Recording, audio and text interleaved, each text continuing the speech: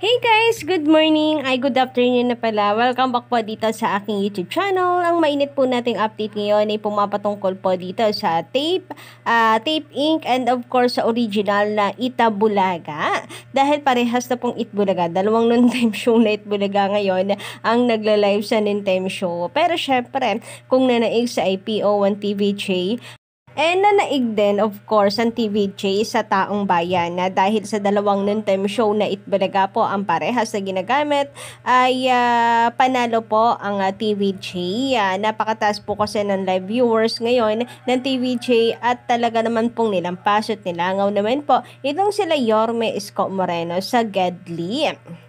But before that guys, if you haven't subscribed yet to my YouTube channel, sa mga hindi pa po nakaka-subscribe, maaari niyong pindutin ang subscribe button and notification bell para maging updated po kayo sa mga susunod nating mga balita. And sa mga nakikinig ngayon, big shoutout po pala sa inyo. Maraming salamat sa pagtutok at pagsuporta. And ito na nga, simulan po natin ang ating balitaan. Ngayong araw na to, grabe, nakakagigil, Collegiate Tarvicans talaga ang kakapalan ng Tape Bulaga or ng Tape Inc. rather. Wala nang bulaga sa kanila.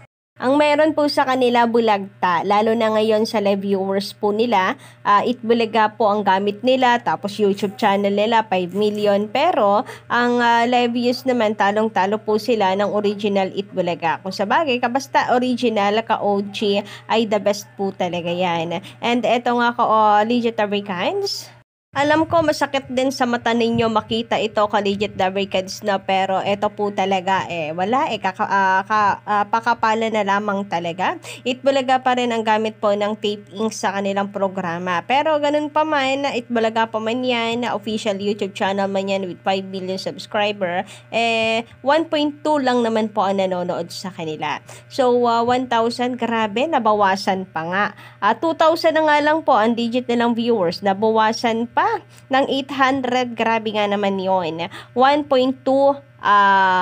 thousand na views lamang po sila kanina. Samantalang ang Itbulaga po na original live ng TVJ naman po sa TV5, ayan, nakakatuwa, no? Wala na pong tutuldok dun sa pagitan ng EAT. Itbulaga diretso na po yan, Itbulaga live.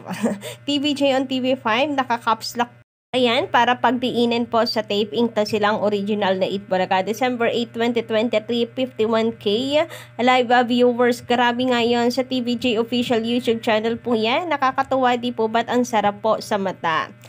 Ang layo po ng agwat, Collegiate Tarvicans, 1.2 versus 51K, and malamang po niyan sa live viewers or total views po ng TVJ guys ay lamang na naman po tayo sa concurrent viewers nga, hindi po sila makahabol sa TVJ. Samantala sa total views naman ng TVJ guys, ngayong araw po na ito sa YouTube kasama po ang TV5, pasensya na guys sa atin pong background, maingay po talaga hapon na kasi. So as of 1:38 PM guys, kung makikita nyo po dun sa taas, 1:38 PM, ang TV5 po ay mayroong 42,000 live viewers. Concurrent live viewers po yan, samantalang TVJ official channel naman ay mayroon pong 52K. So 10K lang po ang diferensya, but still ka-OG. Kung kukumputin po natin, YouTube pa lamang po na nasa 94,000 views na, and umakyat pa po yan ng 130,000 kanina guys.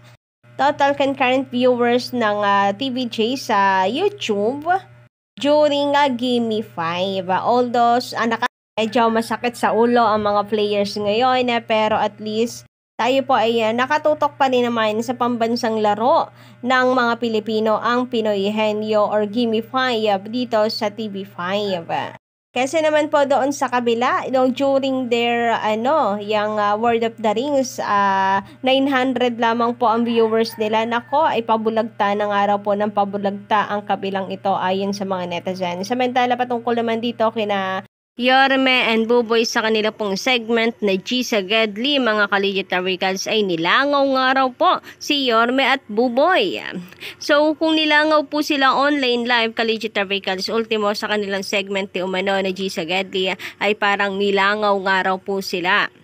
Kung makikita nyo nga daw po dito sa pictures, talagang kokonti lamang daw po ang mga tao na may pakialam dito kina Yorme. Yung iba pa ay mga nakatalikod, nakayoko at At tila wala pong pakialam kina Yorme kahit nandoon pa man sila. So napakadala nga daw po ng mga tao mga Kaligita Recads. Samantala dito naman po sa sugod bahay nila Mayor Jose Manalo or ng Jowa Pao Kaligita Recads makikita po natin na talagang napakaayos po ng pila ng mga tao, very nakikipag-coordinate po sila para sa kaayusan at the same time nagtitiis po kahit mainit. Makikita nyo napakahaba po ng pila o hanggang sa likod Kaligita Recads po. The best pa rin daw po talaga ang original na sugod bahay kaysa po dito sa copycat na cheese sa Gedli. Sinasabi nila na hindi ito kinopya ng tape ink pero bawat hulma naman po ay kopyang-kopya, 'di ba? Ang TVJ naman po ang nagpauso ng sa barangay yung wala po sa studio. Wag po nila sabihin sila nagpauso niyan, TVJ po 'yan. And samantala ayon naman po sa mga legit viewers, ang sarap pakinggan talaga ng Itbulaga po. Lalo na ang sumisigaw po nito ay ang TVJ or ang tunay po na nagmamay-ari nito. Kaya naman sa taping na patuloy na ginagamit ang titulong Itbulaga kahit di umano yung kanilang apela ay binasura ng IPO. Ay bawas-bawasan daw po at konting liha naman daw sa kanilang pagmumuka dahil yung mga tao na mismo ang sumisigaw na tama na ibigay na po sa TVJ ang titulo dahil sila naman talaga ang tunay na Itbulaga. Pero manhid po ang mga ito, pakitang tao lang yung sinasabi na mga tao ang dahilan kung bakit sila patuloy na nariyan at nagbibigay ng tulong at saya. Sa pagtulong naman, wala naman pong nagsasabi na itigil nila yung pagtulong nila. Ang issue dito ay yung titulo na Itbulaga. Pakisaoli naman po, please lang, ayon po sa mga netizen. Samantala sabi naman dito ni Darin Dizon, magandang hapon sa'yo, dapat agahan na ng mga advertiser sa pag-alis sa tape dahil palubog na ng palubog ang contest show. Ipinangalan kaya Paulo Contis. Nako, malas po si Paulo. Napakapangit po ng reputation or ng background po ng pangalan nitong si Paulo Contis. Baka madamay po ang show nila. Well, choice nila yan, Charis. Anyway, sabi pa dito, tingnan natin kung hanggang saan ang angas niya sa mga halos-host. Nako, patong-patong na kamalasan ang tinatanggap. Sa palagay ko, hindi na sila makakabangon sa susunod na malas na inaabot nila ngayon. And panay nga po sila ng apela Kaligita Recads, no? Bukod po dito sa IPO, parang may tatlo pa silang gustong daanan na pag-aapela para lamang kanila pong maipanalo ito Supreme Court, sa IPO Director Board po ba yun? And then sa Court of Appeals, ka-OG. Ganyan po katindi at talaga kagigil ang tape ink na mabawi ang titulong Itbulaga sa TVJ. Samantala, sabi naman dito ni Sir Tony Santos, magandang hapon sa iyo. Kapag bumagsak ang tape ink, kasabay din noon ang career ni Paulo Contis. At once na mangyari iyon, baka makita na lang sa isang taong grasa na iyan. So malaking pong kawalan din talaga sa hanap buhay ni Paulo Contis ito, Kaligita Recads. Yung araw-araw napapasok sa Itbulaga, syempre bayad yon, ka-OG, tapos biglang mawawala. Isa na naman pong tenga itong si Paulo Contis pag nagkataon, kaya siguro ay sunod-sunuran din dito sa tape ink.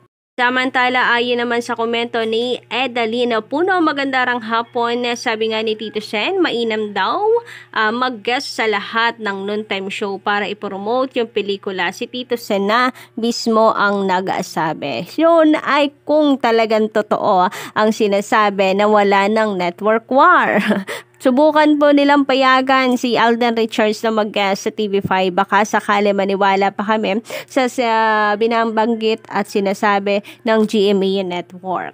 Samantala, sabi naman ni Joe Malina Marabe, magandang hapon din sa iyo. Wait lang nila kapag lumabas na yung Class 41 ni Boss Joe. And eto na nga, biglaan pong lumabas na rin na i-registered na kay Joey De Leon ang trademark na Itbulaga. 2 days lang, no? Talagang bigla pong binasura din ng IPO ang apela ng tape ink. So malamang panay na rin po ang dasal Kaligita Recads ng mga ito ng mga host po na Tape Bulaga na umayon sa kanila na sila ang Tunay na bulaga. But good luck kung pakikinggan ng nasa itaas ang dasal ng mga dia. Charis! So, yun lang po muna guys ang update natin ngayong hapon na ito. Don't forget to click the subscribe button and notification bell para po sa iba pang mga balita.